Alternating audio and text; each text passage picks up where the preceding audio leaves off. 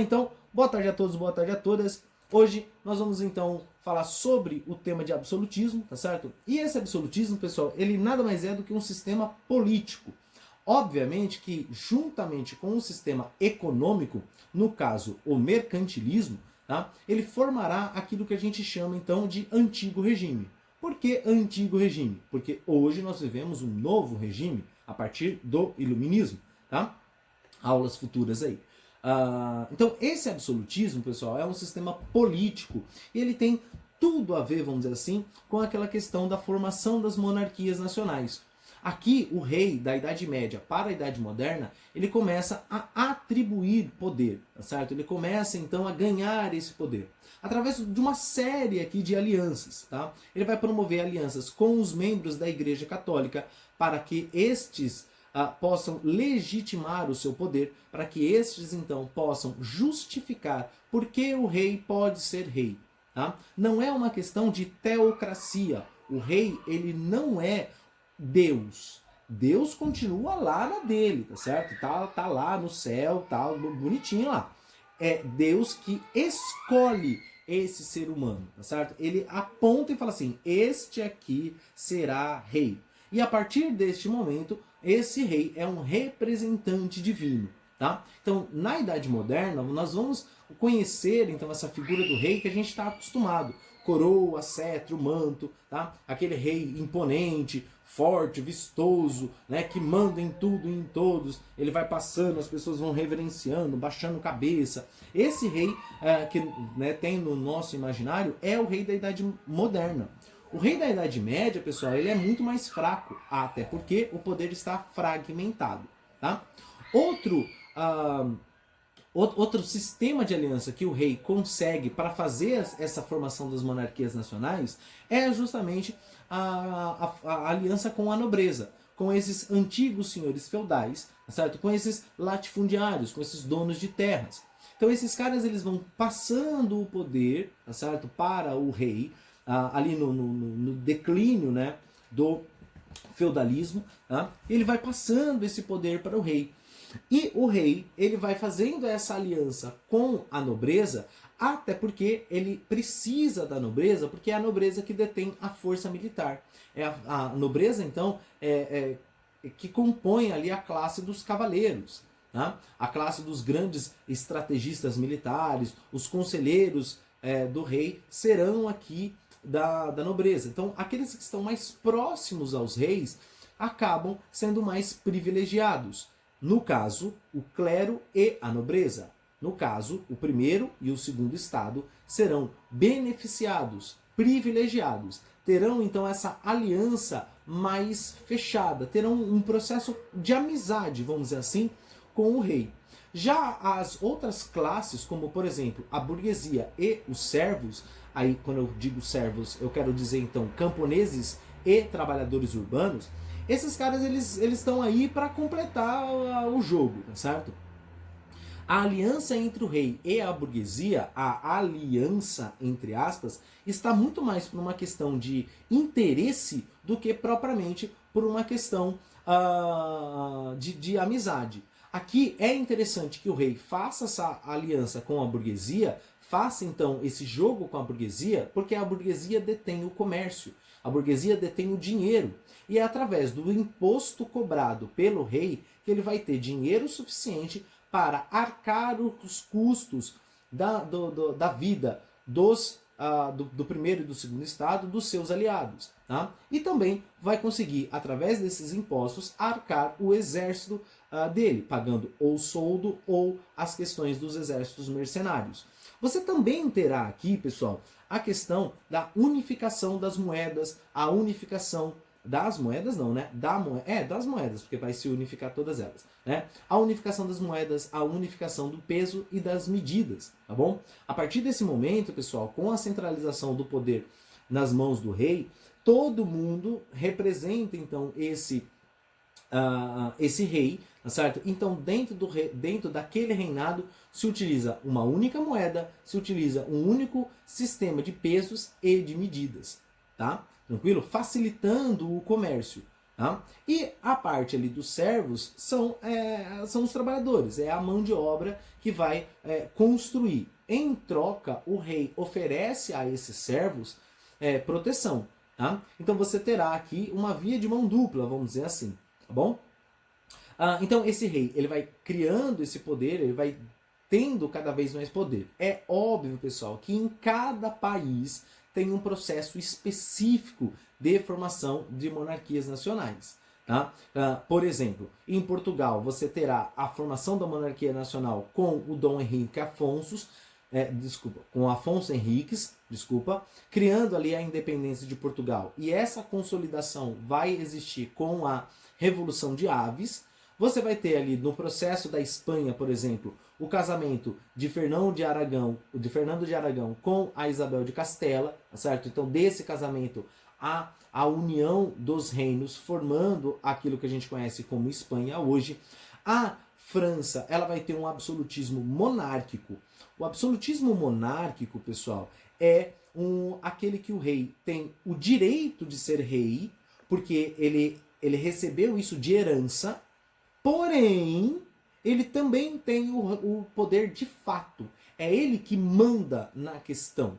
Você tem o absolutismo ou a monarquia parlamentarista, o absolutismo ou monarquia constitucional, tá? Que através então de um documento, esse rei cede o poder para o parlamento, para as pessoas.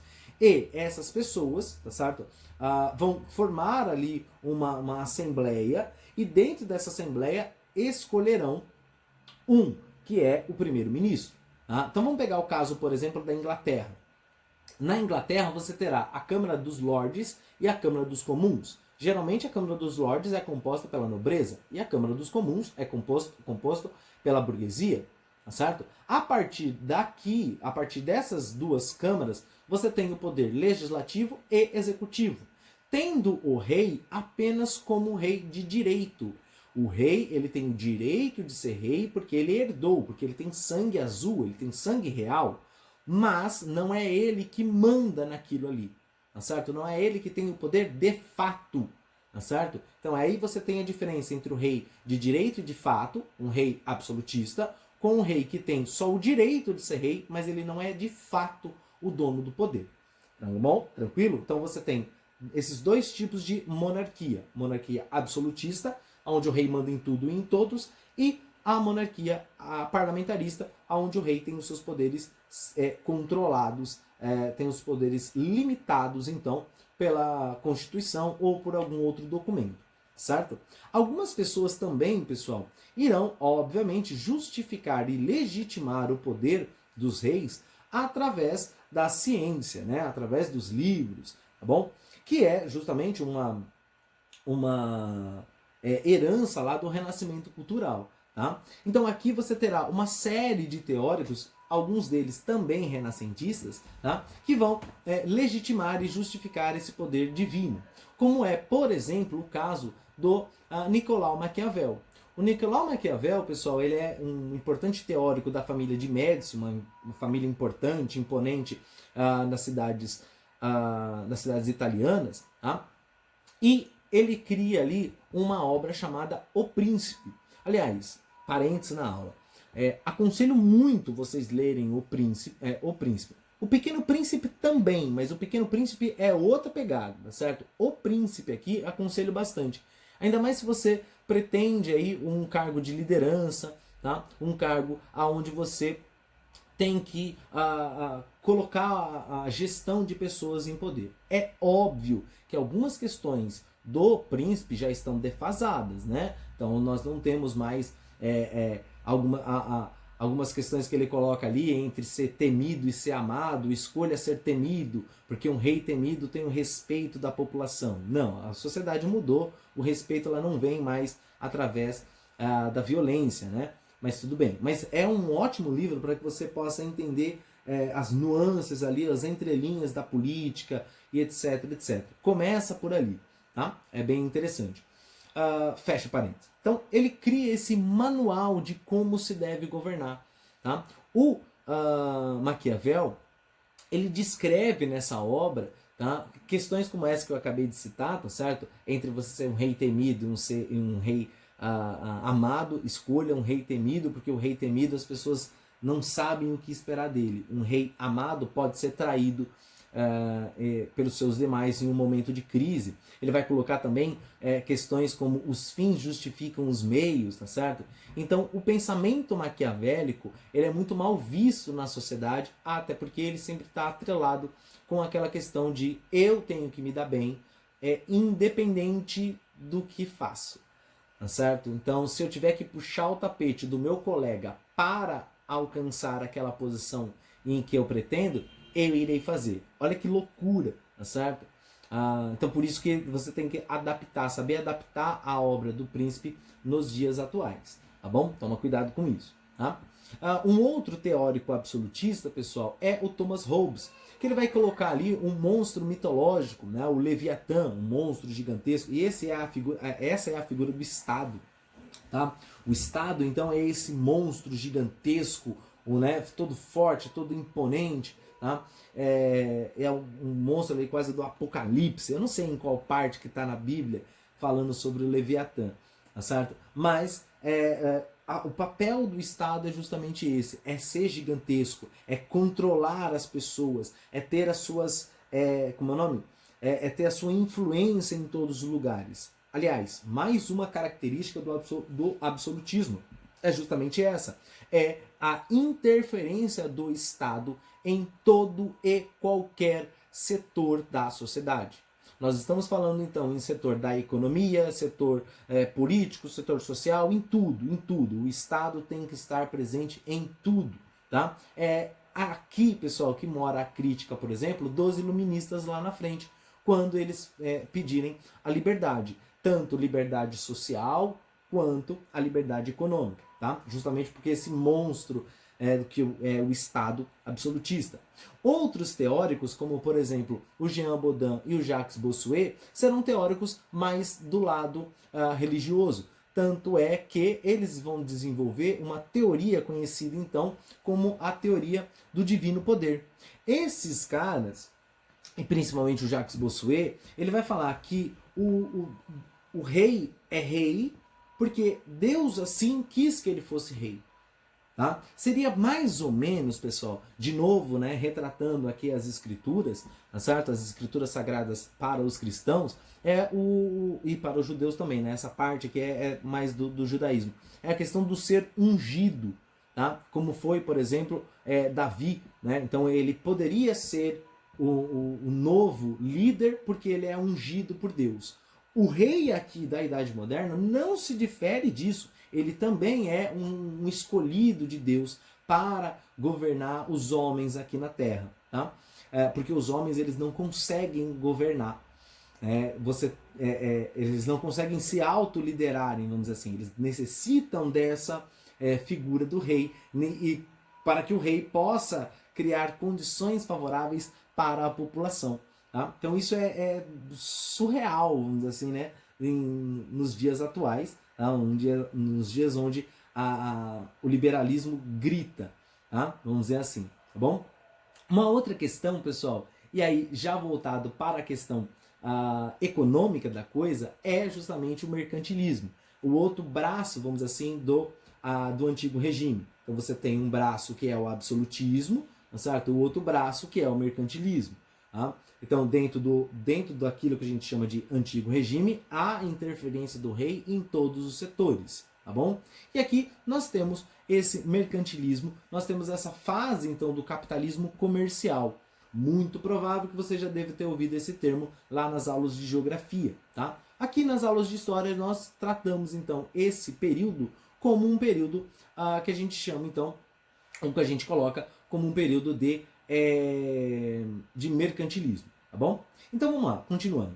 Esse sistema, pessoal, ele tem então, obviamente, como característica central o acúmulo de metal precioso. Mas não precisa ser somente metal precioso, tá certo? Tem que ser o acúmulo de capital, tem que ser o acúmulo de alguma coisa que me dê dinheiro, tá? Ou que eu faça comércio de algo extremamente lucrativo. É dentro da filosofia mercantilista que as pessoas então irão promover aquilo que a gente conhece como a expansão ultramarítima, por exemplo, tá certo? As pessoas então indo para outras regiões, olha aqui a expansão ultramarítima, tá?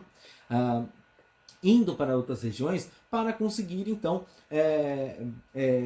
especiarias, tá certo? Entretanto, todavia, quiçá, não só as especiarias, né? Eu vou conseguir mão de obra, eu vou conseguir então outras matérias-primas das quais eu possa vender, eu vou explorar aquele território da melhor forma possível, tá certo? Quanto mais capital eu tiver, quanto mais metal precioso eu tiver em minhas mãos, mais forte será o meu reino. Por isso, então, uma das características do mercantilismo é o metalismo, é o acúmulo de metal nas mãos aqui desses países. Por quê? Com esse metal eu posso pagar os meus soldados, eu posso fortalecer as minhas fronteiras e etc, etc. Eu posso fazer o que eu quiser, porque tem dinheiro, tá certo? Eu tenho metal precioso, eu posso fazer o que eu quiser, tá? Uma outra questão, pessoal, também característica do mercantilismo, é a balança comercial favorável. Esse ponto, pessoal, é um ponto que a gente tem que levar até hoje, tá? Na nossa vida, na nossa realidade aqui, tá? Porque o que é a balança comercial favorável? É você ganhar mais do que gastar. É um ponto claríssimo, tá certo? Da realidade que nós vivemos. Se você ganha R$1.000 e gasta 1.500, ferrou, você já tá devendo, tá certo? Então, o correto, tá certo, é você ganhar R$1.000 e gastar R$900. Tá certo? Esse é o correto. Tá? Porque ainda sobra 10% ali do seu salário, que geralmente você guarda para uma eventualidade. Tá? Entretanto, todavia, quiçá, se você ganha R$1.000, você gastar R$1.000, empatou, beleza. Ela não está favorável, mas ela também não está desfavorável. Tá? Então, é gastar 900 ou menos para que você tenha essa balança comercial favorável. Se isso funciona até hoje, pessoal, lá atrás funcionava que é uma beleza. Tá certo? Então, quanto mais metal precioso eu tiver, melhor será a minha balança comercial. Tá? Então, eu tenho que vender mais produtos do que comprar produtos. É por isso que nós vamos ter uma outra característica do mercantilismo, que é o protecionismo alfandegário. Isso ainda funciona até hoje, certo? Por quê? O protecionismo alfandegário, pessoal, é a cobrança de taxas, a cobrança, então, de imposto para os produtos vindos de uma outra região, para produtos importados. Isso significa, pessoal, que eu estou comprando produto. Se eu estou comprando produto, significa que eu estou perdendo dinheiro, entre aspas, tá certo? Então, o que o Estado faz para compensar essa balança comercial favorável? Ele cobra, então, o protecionismo alfandegário desses produtos para que a balança fique mais ou menos igual, tá certo? E que as pessoas comecem a comprar produtos daqui do país do que de fora. É óbvio, pessoal, parênteses na aula, é óbvio que nós sabemos que algumas coisas no Brasil não existem, né? Então você não vai ter, por exemplo, uma empresa tão boa quanto a Apple, ou tão boa quanto a Samsung, ou qualquer outra empresa de celular. Então você tem que importar mesmo. Empresa de veículo, por exemplo, também é a mesma coisa. A gente não tem uma produção nacional, nós temos montadoras, mas a gente não tem uma empresa 100% nacional que vende esse tipo de coisa. Então você tem que comprar mesmo de fora. E aí o protecionismo alfandegário até hoje também grita. Fecha parênteses. Então lá atrás, tá certo? Você tinha a mesma coisa que hoje. Cobra-se taxa de produtos que vêm de fora da sua região para tentar equilibrar a balança comercial favorável, tá certo? E aí essa questão do comércio, pessoal, ela fica um tanto quanto zoneada, quando vem produto de fora, vem produto de dentro, e venda. Por isso existe um monopólio comercial. O rei detém esse poder, ele pode escolher quem pode vender, quem não pode vender determinadas questões. Tá? Ele pode dar esse monopólio apenas para uma pessoa? Sim, pode.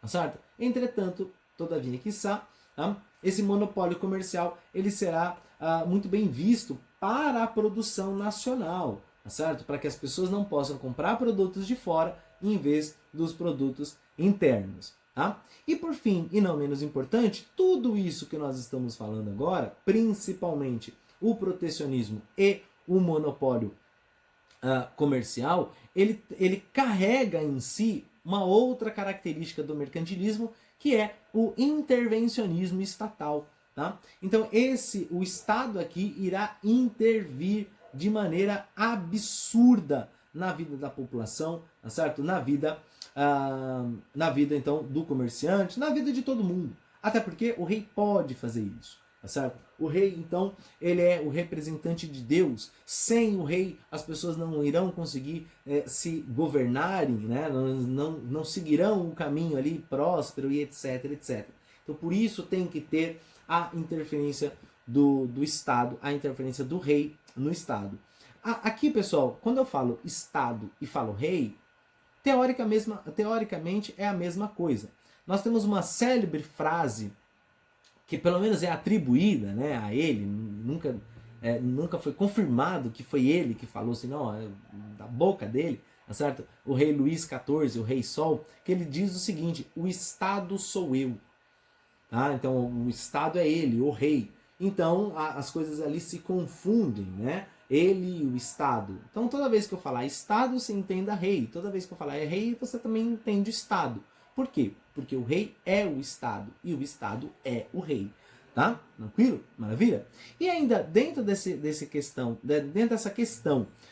do metalismo, da balança comercial favorável, do protecionismo, do intervencionismo e principalmente quando a gente fala sobre mercantilismo, nós temos que lembrar, pessoal, que o mercantilismo ele impulsionou, tá certo? As grandes expedições marítimas, né? As navegações europeias, indo então ali em direção à África, tentando chegar até a Ásia, conhecendo, né? E descobrindo, entre aspas, a América. Tá? A partir daí, pessoal, você terá então aquilo que a gente chama de pacto colonial.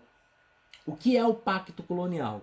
O pacto colonial a gente já viu lá nas frente de história do Brasil, tá certo? Mas é aquela relação, pessoal, entre a metrópole e a colônia.